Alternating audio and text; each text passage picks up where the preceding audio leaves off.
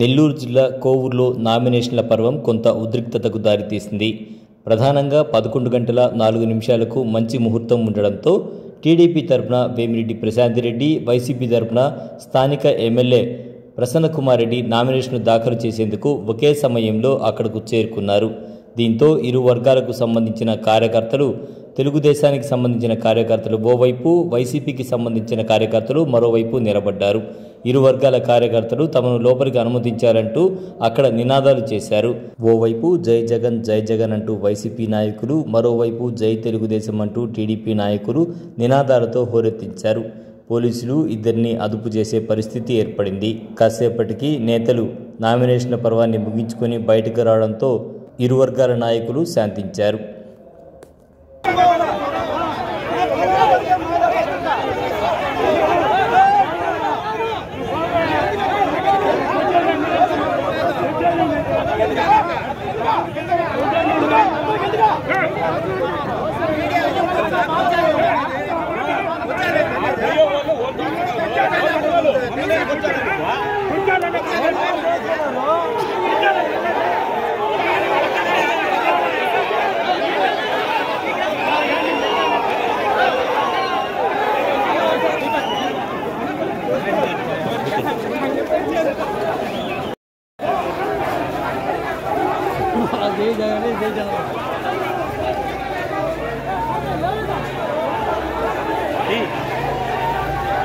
ఉద్రిక్తత అండి.